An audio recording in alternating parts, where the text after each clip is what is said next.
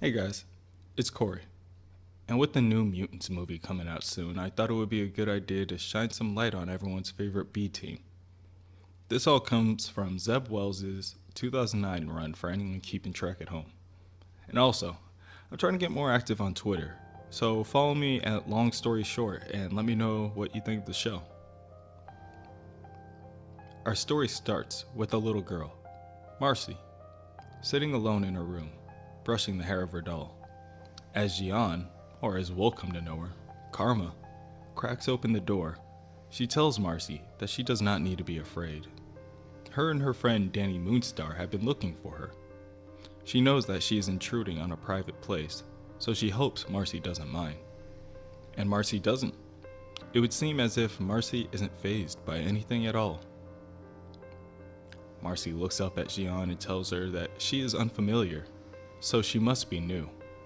And they like the new ones. At that moment, a blade smashes a hole through one of the doors to the room, and a black arm reaches in to open the locked door from the inside. Marcy grabs a hold of Jian and tells her that they should run. Now. Back at the new San Francisco X-Men headquarters, a portal opens up in the sky. As it increases in diameter, Ileana Rasputin falls out onto her back.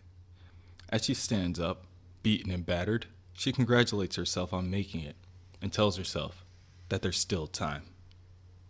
Unfortunately, some of the other X-Men haven't quite forgiven her for some of their previous encounters. As they go to attack Ileana, Sam Guthrie and Roberto Da Costa, or Cannonball and Sunspot, depending on who you ask, stop them dead in their tracks. They claim that Ileana deserves to be there. In fact, she might deserve to be there more than they do. And if the children have a problem with it, it might be in their best interest to remember that they are still in school, while Sam and Bobby are graduates. Ileana, who still hasn't recovered from her journey, collapses. As she fades out of consciousness, she says that Jian and Danny are in trouble. They'll almost be dead by now. It has been some time since the two have seen her, so at the moment they are unsure how to process this information. With nothing else left to do, Sam and Bobby pick her up and take her to the medical bay where Beast can examine her. Elsewhere, in the X-Brig, we see a man named Miguel who has recently been blinded. As his code name is Empath, he finds it ironic that his newfound mission is to make sure that the X-Men share the same pain that they have caused him. He is visited by a woman, Amara, who has been a frequent member of the New Mutants under the name of Magma. She brought him some food. For now, at least. His machinations can wait. In the lab, Ileana and Beast catch up. It has been a while since the two of them have seen each other, and she likes his new look. As Magma, Cannonball, and Sunspot look on from above, they ask themselves, exactly what the hell is Ileana up to? Magma and Sunspot wonder if they should trust her at all. Cannonball, however, thinks differently. As he puts it, there is no thinking to it. If any member of the New Mutants at any time needs his help, he will be there. So Sam goes to Cyclops' office to request to go on a mission to see exactly what Ileana is talking about. If she is telling the truth, and Danny and Jian are in danger, then there is no time to lose. Cyclops approves of the mission, not because he trusts Ileana, but because he trusts Sam. Before Sam leaves Cyclops, leaves him with a little bit of advice. The mark of a good leader isn't personality, tactics, or training. It's making sure you do everything in your power to get the people back home alive. While they're on the X-Wing, en route to their mission, Magik strikes up a conversation with Amara, who is sitting across from her. She believes that they are heading in the right direction. Amara, who is still skeptical on Ileana's intentions, asks her how she knows where Danny and Jian are in the first place. Ileana tells Amara that it was her, in fact, that told her where the two would be. In the future, Amara blamed Ileana for not being there, so now she's there. Ileana says aloud that she hopes that Amara gave her the correct information.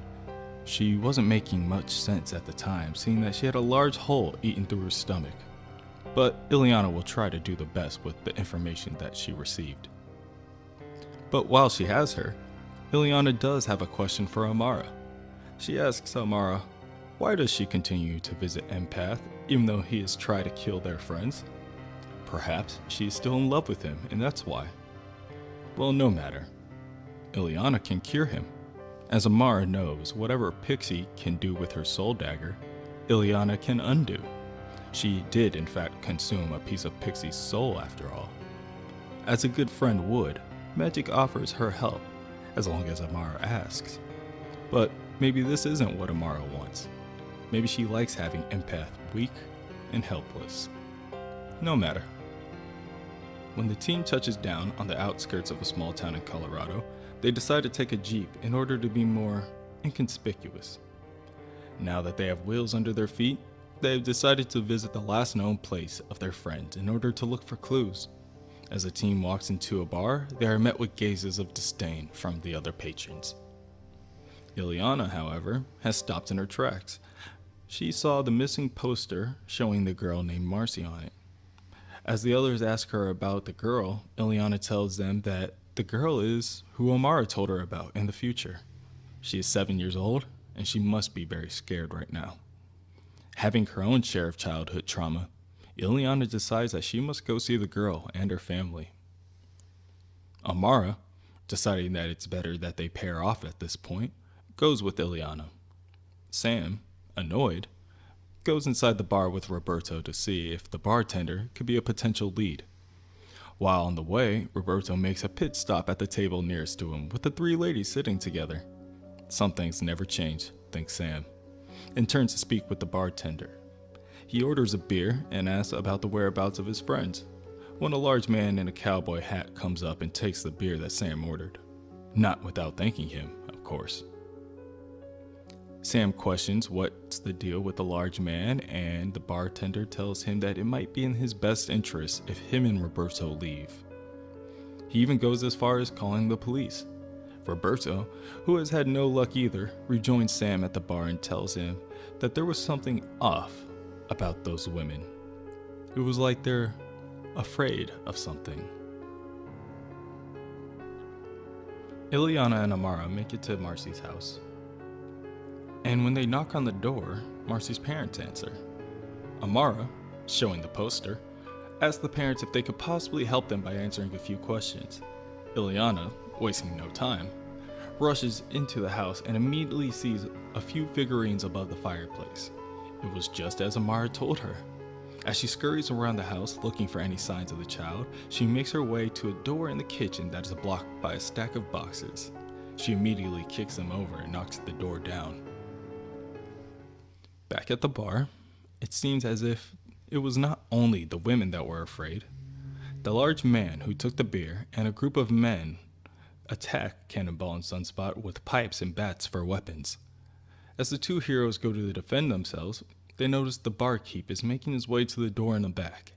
One large man tells him not to open the door, and for Cannonball, that is enough for him to act. He rushes down the barkeep, tearing down the door in the process. As he looks up, he cannot believe his eyes. At the house, Magma and Magik are declining the stairs into the basement when they hear a voice coming out of a metal box calling out for Magma. Magma immediately recognizes the voice as Karma's and calls in for backup from Sunspot and Cannonball. Cannonball says that it's impossible. They can't have Jian right in front of them because he's looking right at her in the back room of the bar. Karma is tied up in a chair tightly by rope, sitting there unconscious in the dark. Who knows how long she's been there? Magma again tells Cannonball that she can literally hear Karma's voice calling for help from the box in front of her and begins to burn off the hinges. Cannonball once again argues that he's looking right at her, and as Magma finishes burning the hinges, the door of the cell swings open. As the hands escape the cell in order to pull herself out, Karma states that she didn't need help getting out of the box that she was trapped in. Rather, she needed help getting out of the body that she was trapped in. As she makes her escape from the box, she reveals that she's been stuck in the body of Legion, the Omega level mutant and son to Charles Xavier.